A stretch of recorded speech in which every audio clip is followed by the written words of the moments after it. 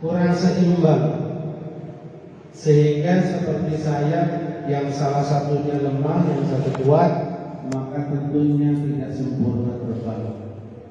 Begitu pula ketika orang hanya memahami fokus pada al-qabid, maka dia sangat rentan sekali menjadi orang yang putus asa. Dan seandainya orang hanya memahami al-basir, rentan sekali ini orang akan merasa aman, akan merasa santai, dan bahkan merasa tidak apa-apa kalau bikin dosa. Hadirin rahimakumullah, al-qabid biasa dimaknai macam-macam orang yang memaknai. Ada di antaranya dengan makna yang maha menggenggam. Ya, ada dengan makna yang maha menggenggam, al-qabid. Mungkin ada juga yang bermakna yang maha mengikat. Jadi itulah kelemahan bahasa Indonesia kita, tidak sempurna dalam menjelaskan makna al-qabid. Paling nanti diterangkan dengan apa yang diqabid oleh Allah. Al-basit sebagian kita makna dengan makna yang maha melepas atau maha membentangkan atau melambangkan. Al-qabid mungkin ada makna menyempitkan. Jadi tidak selamanya bahasa Indonesia bisa mewakili mensyarahi bahasa Arab. Maka tentunya harus sesuai dengan mana yang sesuai dengan makna tersebut. Al-qabid huwa alladhi yaqbidul arwaha 'anil ashbah 'inda al-mamat wa yaqbidul arwaha fil ajsad 'inda al-hayat. Al-qabid yang maha qabid, yaitu yang pertama maknanya alladhi yaqbidul arwah, yang menggenggam roh, menggenggam, ditarik, digenggam oleh Allah Subhanahu wa ta'ala dengan qudrat Allah Subhanahu wa ta'ala, yang memegang, menggenggam, menarik roh-roh dari jasad-jasadnya indal mamati, ketika mati. Jadi kalau seseorang mati, maka rohnya digenggam, dipegang oleh Allah Subhanahu wa ta'ala. Tidak ada yang mampu melepaskannya kecuali hanya Allah Subhanahu wa ta'ala. Kemudian al-basir wa yabsuqul arwaha fil ajsadi 'indal hayati. Al-basir adalah zat yang maha, ada hubungannya dengan roh, yang melepaskan, menyerahkan roh-roh tersebut ke dalam jasad-jasadnya. Dilepas, ini jasadmu, aku masuk sana. Indal hayati, ketika hidup. Ketika seseorang sudah berumur 120 hari, berapa bulan? 4 bulan. Maka Allah yabsutul arwah, melepaskan roh yang masih di genggamannya, dilepaskan ke jasad yang sudah ditentukan. Nah, itu kalau hubungannya dengan arwah. Al-qabid juga bermakna wa yaqbidu shadaqati minal aghniyai. Al-qabid dalam hal sedekah benda maknanya adalah zat yang mengambil sedekah minal aghniyai, dari orang-orang kaya. Berarti proses zakat adalah proses pengambilan harta sedekah atau zakat ini oleh Allah Subhanahu wa ta'ala, tentunya dengan syariat dilaksanakan oleh Rasulullah Shallallahu Alaihi Wasallam. Khudh min amwalihim shadaqatan.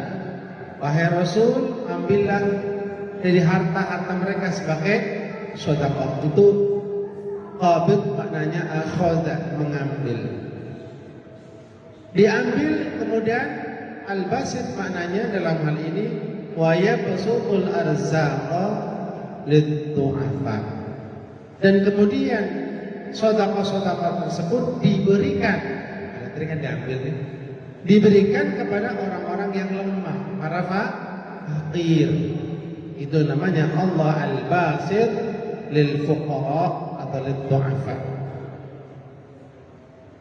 Wa yabsutur rizqa 'ala al-aghniya'i hatta la yubqiya faqah. Di antara makna yang ketiga al-basit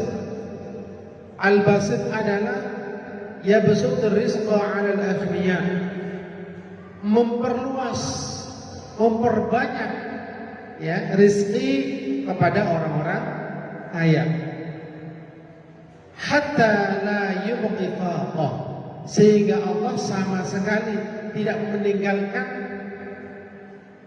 kepapaan, ketidakpunyaan sedikit pun. Jadi benar-benar kaya, udah enggak punya kekurangan sama sekali. Jadi kalau orang diberi kekayaan oleh Allah yang banyak sekali, ini berarti dia diberi perluasan rezeki oleh Allah al-basit. Fayudhiquha, kemudian yang makna qabid wa yaqbiduhu 'anil fuqara'i hatta la yabqiya dhaqa. Sebaliknya Allah Maha Al-Qabid mengambil atau menyempitkan, bahkan meniadakan rizki dari orang-orang fakir hatta la yubqiya dhaqa, sehingga sama sekali orang fakir tersebut tidak punya apapun. Kalau orang sedang diuji oleh Allah, tidak punya apapun, harta sedikit pun, itu artinya Allah sedang menzahirkan asmanya Al-Qabid, yang maha menggenggam rezekinya. Digenggam oleh Allah, tidak diberikan kepada orang-orang fakir. Jadi maknanya ternyata nggak satu, Pak. Tadi saya pikir maknanya apa yang pas ya, ternyata memang ada penerapannya semua. Karena bahasa Arab itu satu kata maknanya bisa bermacam-macam. Kemudian yang terakhir ini bab tadi bab ruh, sedekah, kemudian bab apa yang terakhir? Rizki. Yang terakhir wa yaqbitul quluba wa yudayyiquha bima yukshafu laha min qillati mubalatihi wa ta'alihi wa jalalihi. Allah Maha Al-Qabid, Allah yang menyempitkan ruang gerak hati sehingga rasanya kayak sumpah, bingung ya. Fayudayyiquha bima yukshafu laha. Maka Allah dengan sifat asma'nya yang Al-Qabid menyempitkan hati tersebut karena apa? Diberi rasa khasyaf tentang sedikitnya perhatian Allah kepada dirinya, dan maha tingginya Allah dibuka, keagungannya pun dibuka. Maksudnya ketika Allah sedang menampakkan tajalli bahwa Allah itu maha tidak peduli dengan sesuatu, mungkin kehendak beliau sedang begitu. Allah sedang menampakkan tajalli tentang maha luhurnya, nggak bisa dipengaruhi dengan doa apapun, nggak bisa dengan munajat apapun, nggak bisa. Wa jalalihi, dan keagungannya, seperti ketika ada orang mungkin dia rajin ibadah, tapi suatu ketika tajalli, dia merasa hatinya sangat hina sekali, merasa sangat rendah sekali, tidak pantas masuk surga, dia sangat down sekali. Nah ini berarti Allah sedang tajalli asma'nya Al-Qabid, hatinya dibikin sempit sekali. Pernah ngerasain Pak? Semua orang pernah ngerasain, tapi kadang tidak merasa. Kenapa ya gini amat ya? Udah zikir, baca Quran, ngaji, sempit dunia ini kayak sempit banget. bawaannya marah bukan karena syaitan. Ini ada apa? Karena Allah sedang menampakkan al-qabidnya. Dia rasanya sangat sempit sekali, malu sekali sama Allah Subhanahu wa ta'ala, takut sekali dengan Allah. Mau minta surga aja udah gemetar, takut duluan.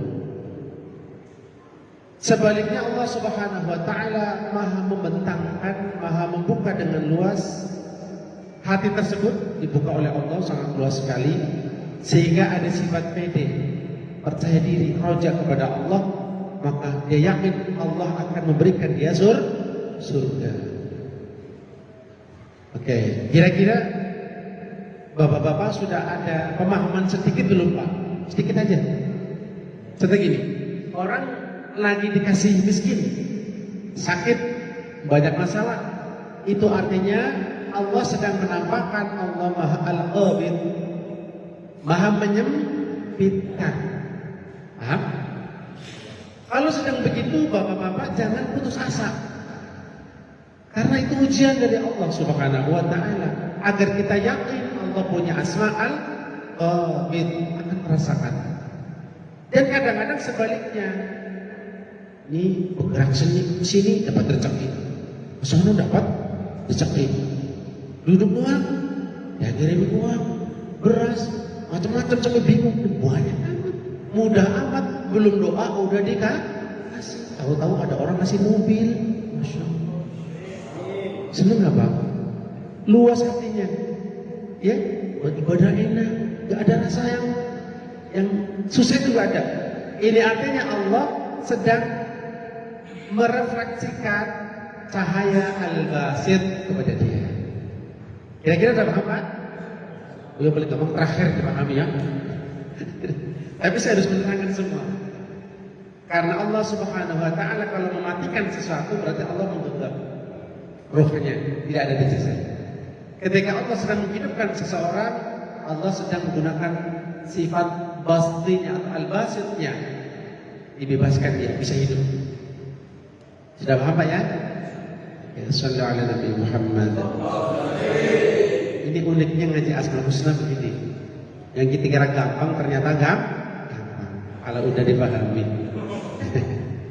Kita hanya tahu al-qabid sesuai dengan terjemah ya, dalam prakteknya di Al-Quran itu ada.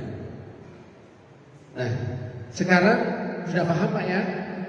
Pokoknya al-qabid itu maha menyempitkannya. Kalau rezeki lagi dibikin seret, susah banget ya. Itu Allah maha al-qabid. Baru 1 detik susah, jadi enak langsung. Nah, itu namanya Allah memperlihatkan, menjelaskan dia maha al-basit, al-basit, maha meluaskan rezeki, gitu ya. Jadi kalau dipegang, ini mau gerak di sini gagal, di sini gagal, itu namanya al-qabid.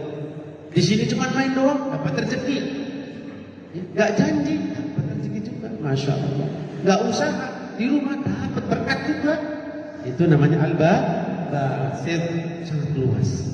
Dan ketika bapak-bapak sudah tahu makna ini, maka bapak-bapak semua harus yakin bahwa Allah mempunyai Asmaul Husna ini. Yakin Pak ya? Beriman? Yang tidak beriman kufur, karena Allah memang zat yang al-qabid, al-basir. Coba kalau dijelaskan satu, bapak-bapak dijelaskan al-qabid, bapak bakalan bisa tidur Pak. Saya ibadah belum tentu masuk surga. Saya baca Quran salah nggak bakal diterima. Saya sholat nggak ikhlas ditolak. Ya kan? Itu al-qabid namanya. Ibadah sebanyak apapun 1000 tahun, Allah berhak menolaknya. Lemes. Gimana? Kalau dijelaskan hanya al-basit, Allah Maha Rahman, bebas. Kan kalau saya bohong, Allah tahu. Saya mohon ampun kan diampuni. Bebas. Angin bikin maksiat tenang, nggak takut. Bahaya nggak? Bahaya. Maka harus seimbang. Dari al-qabid dan al-basit inilah Allah Subhanahu wa ta'ala mengajari kita untuk mempunyai sifat ini, yaitu sifat al-qabid sebagai manusia dan al-basit sebagai manusia juga. Contoh begini, contoh penerapan asma ini ya. Bapak-bapak udah selesai sholat isya. Ketika bapak-bapak udah selesai sholat isya, udah ba'diyah, apa yang bapak-bapak rasakan? Apa kosong? Apa ada rasa insya Allah ibadah saya diterima? Apa kayaknya kagak deh? Nah, saya nanya, rasa apa yang ada di bapak-bapak? Ya masing-masing rasanya. Maka kalau kosong, berarti ibadah bapak itu kosong.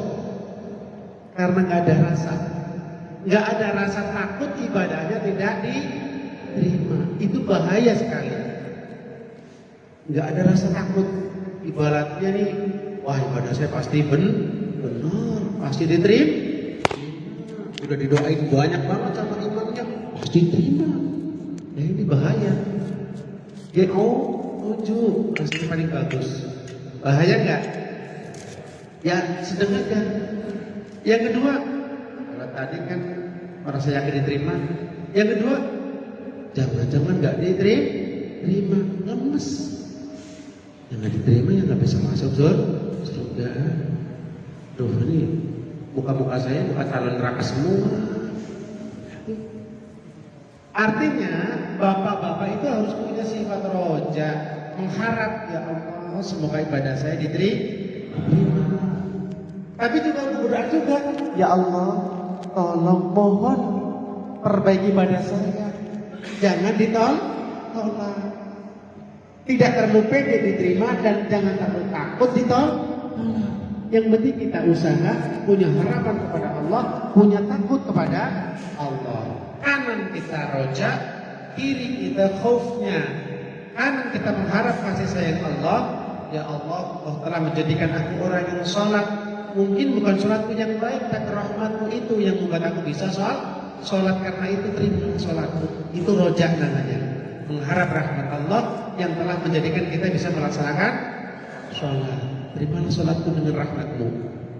Kembalikannya tadi, ya Allah, ibadah saya ini walaupun sudah dengan rahmatmu, tapi nggak fokus, nggak khusyuk.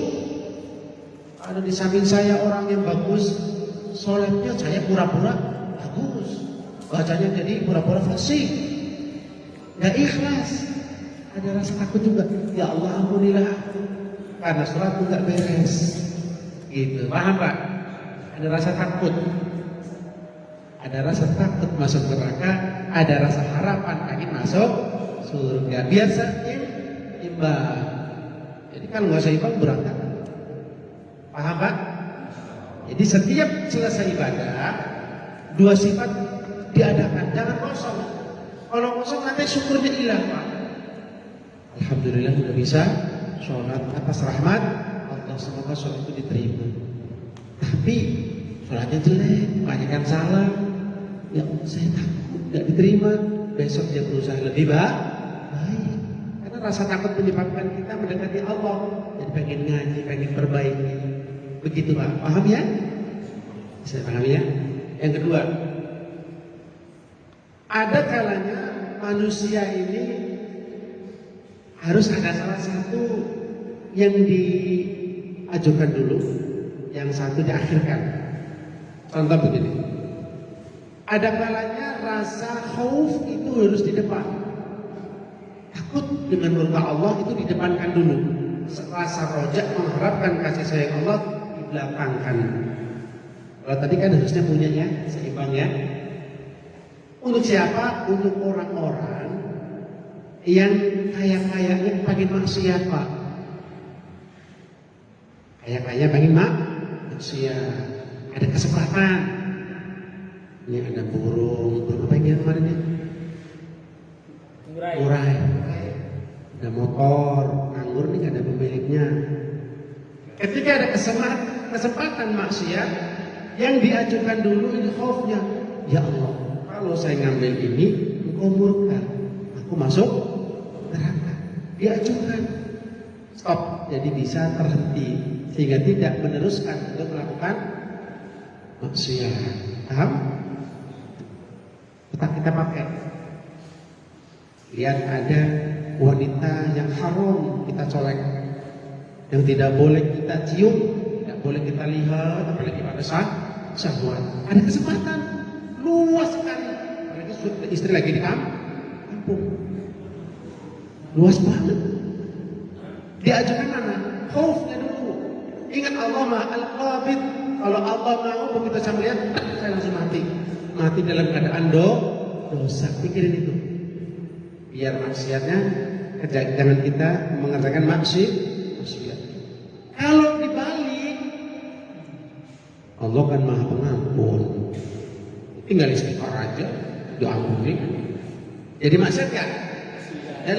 Enggak mau. Kira-kira begitu Pak. Ustaz, ada nggak kalau dibalik yang lain? Ada. Sekarang kebalikannya. Orang yang dia harus mengutamakan, memperhatikan Allah Maha Al-Basir, Maha membentangkan rahmat kasih sayangnya. Dia belakangkan khaufnya, bukan tidak mengakui nanti dulu. Adalah siapa? Orang-orang yang sakit parah, yang kira-kira bentar lagi mati kira-kira. Maka orang seperti ini, kalau kita datang dengan cerita kiamat, jangan cerita neraka, jangan. Bisa mati belum waktunya istilahnya. Mati dalam kehidupan dia. Udah nggak beda melongo aja, udah ketakutan. Kita pun sama. Umpama di antara kita harus sakit parah, kelihatannya kayaknya nggak mungkin bisa sembuh lah. Kita kan ada hidup masih. Kita yang diutamakan peronjak dulu. Ya Allah, Engkau Maha Pemberi kesehatan, Engkau Maha Pemberi rahmat. Sehatkanlah aku ya Allah. Walaupun aku banyak dosa, tapi Engkau Maha Rahman, Maha Rahim. Aku mengharapmu ya Allah menyembuhkan aku. Aku percaya setiap sakit ini, aku sabar Engkau akan memberikan balasan yang baik. Nah, ada optimis. Maka kalau ada orang sakit didoain untuk sembuh, jangan mudah-mudahan cepat mati ya. Dia optimis, paham gak ya? Itu di depan. Nah kalau udah sembuh, balance lagi kayak tadi awal. Harus ada khauf, rasa takut muka Allah, ada rasa rojak, mengharap kasih sayang Allah. Oke, itu yang kedua, penerapan untuk ini ya. Yang terakhir, bahwa kita diperintahkan untuk berakhlak dengan asma Al-Qabid dan Al-Basir. Sekarang ketika kita hidup bermasyarakat, maka sebaiknya kita punya sifat yang sewaktu-waktu Qabid, sewaktu-waktu Basir. Orang yang Qabid, orang yang perfect, hati-hati memang. Tapi kalau berlebihan, banyak musuh Pak. Begitu juga Al-Basir. Kita asik buka teman, chatting banyak banget ya. Semua ikuti, terus jadi teman semua grup, banyak ikutin semua. Iya, tapi nanti akhirnya dia akan terpengaruh orang-orang yang jahat. Ya, nggak selektif. Jangan terlalu protek sehingga membahayakan dia jadi musuh. Jangan juga berlebihan dalam bebas memilih teman. Makanya ketika ada orang soleh, orang baik minta berkenalan dengan Anda punya sifat Al-Basir. Aku akan memperluas pertemanan ini dengan mereka, ahli ibadah, ahli ilmu. Ketika datang ke tempat-tempat yang banyak maksiat, teman-teman banyak yang melakukan kesalahan, kita protek.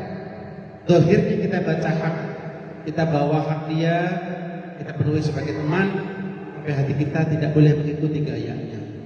Kita selektif. Itu dalam pergaulan, termasuk dalam mendidik anak, istri, saudara pun sama. Jangan terlalu Qabid, jangan terlalu Al-Basir. Kalau terlalu kenceng, anak bisa stres. Apa nggak boleh? Baju 5 tahun belum ganti, tidak ganti nggak boleh. Kasihan. Dia nyari teman yang mau beli baju. Coba kalau ikut alay, kasihan nggak? Akhirnya ikut alay tahu kan? Yang itu anak-anak yang itu yang pada pink apa itu alay. Karena kita nyaman di rumah, pelit banget bapaknya, sunatan, udah dipotong itunya, dapat uang, diminta sama orang Tuhannya minta ini nggak boleh, minta ini nggak boleh, umpamanya sakit hati nggak? Coba kasihan, jangan berlebihan, sedang. Tapi juga jangan terlalu luas, jangan terlalu lemah. Ada masanya, maka kita yang kontrol agar kita bisa menjadi berakhlak al-qabid dan al-sir. Nabi juga begitu, Pak. Nabi itu kalau berbicara dengan orang-orang yang masih awam, isinya surga, Pak. Surga. Senang nggak jadi orangnya? Lama-lama kan rajin ibadah ya. Kalau kita ceritain surga, rajin ibadah nggak jadinya? Iya. Tapi itu tidak bosan. Kalau nggak dihentikan, nggak dikontrol, yang dipikirin dia dapat pahala. Padahal siapa yang berhak memberi pahala? Allah nggak wajib memberi pahala. Ini dikasih tahu, walaupun ibadahnya kamu 1000 tahun, tapi kamu begini, hilang semuanya. Lemes nggak Pak? Artinya kita harus saja jaga diri. Maka itulah kita dikasih kanan, dikasih kiri. Kita dapat, kita bersihkan. Kita dapat, kita bersihkan. Agar semakin baik insyaallah. Allahumma amin. Itulah sekelumit penjelasan tentang al-qabid, zat yang maha menggenggam, menyempitkan. Dan itulah tentang al-basir, zat yang maha memberi, bebas, keluasan, melepaskan. Itulah Allah Subhanahu wa ta'ala. Jadi sekaligus dua asma, dua nama ya, al-qabid dan al-basit. Besok pun sama, al-khafid, ar-rafi', zat yang maha merendahkan, ar-rafi', zat yang maha mengangkat, meninggikan derajat dan sebagainya. Inilah yang bisa Fakir sampaikan. Mudah-mudahan menjadi bahan renungan untuk kita semua. Kalau ada kalimat yang kurang bisa dipahami, lewatin aja, nggak usah dipikirin. Yang gampang dipaham aja, agar jadi ilmu kita. Yang gampang kita kan bisa masuk ke hati. Kita jadikan renungan kita sehari-hari. Jangan berlebihan dalam segala hal. Wallahul muwaffiq ila aqwamit thariq. Wassalamualaikum warahmatullahi wabarakatuh.